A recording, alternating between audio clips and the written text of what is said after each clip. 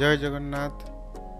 Photoshop हेउची एपरि एक software जो design संबंधी कार्य करा जाय थाए। कंप्यूटर शॉप रु जेतेबेले आपण नुआ कंप्यूटर किनी थांती सेतेबेले एही सॉफ्टवेयर को से आपणको कंप्यूटर बा सिस्टम रे अपलोड करथांती। नुआ नुआ कंप्यूटर मार्केट को आसीबा समय रे फोटोशॉप रो विभिन्न वर्जन क्रम विकास आसिला। उदाहरण स्वरूप प्रथमे आस्तिला फोटोशॉप 5.0, तापरे फोटोशॉप 6.0, तापरे फोटोशॉप 7.0, तापरे फोटोशॉप CS2, तापरे फोटोशॉप CS3 एहीपरि CC पर्यंत मार्केट रे उपलब्ध हेलानी। किंतु फोटोशॉप 7.0 पर जो वर्जन आसुची ताहा साधारणतः आपन को किनिबा को पड़िबो। यार मूल्य एबेकार मार्केट वैल्यू अनुसार प्राय 3000 आरंभ होई 7000 टंका पर्यंत होइथाय। फोटो को एडिटिंग करिबा, पुस्तक और मैगजीन कवर डिजाइन यही फोटोशॉप द्वारा करा जाए। चलतु आज आम जाना फोटोशॉप रो बेसिक CMYK कौन।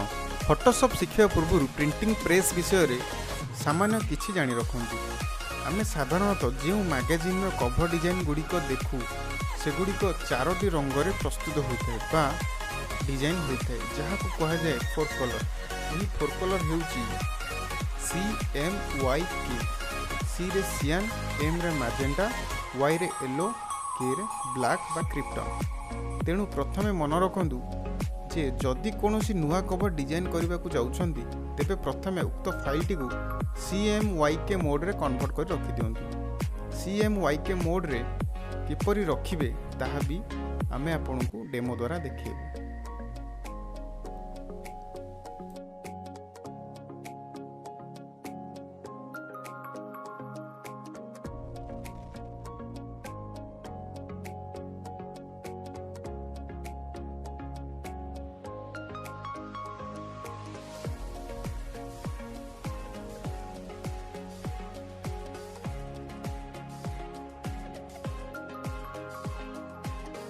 आपण तो शिखिले CMYK मोड रे किपरि रखिबे। एबे चलंतु देखिबा RGB मोड रे कौन काम होइथाय। पुणी आमे सेम प्रोसेस करिबा।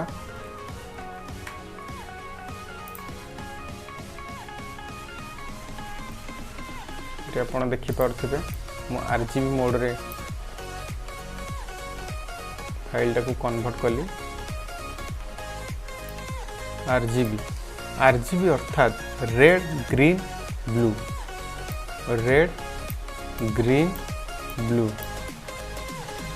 यही तीनोटी कलर मोड रे जदि आपण काम करछंदी तेबे एहा छोट छोट इंकजेट प्रिंटर रे प्रिंट आउट बाहर करबा पई ठीक रही थाए। किंतु बड़ ऑफसेट पई एहा भलो रिजल्ट देई न थाए। फोटोशॉप रे कैरियर आपण को जने भलो संवाद ऑफिस, ऑफसेट प्रेस, शिक्षानुष्ठान तो अनेक ऑफिशियल मानकरे काम करिया पई सुयोग देता है।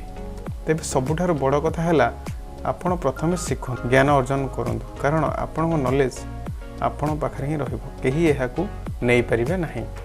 सो फ्रेंड, आज आमे शिखिले Photoshop colour mode. Next episode रे देखिबा विड्थ हाइट रेजोल्यूशन मोड।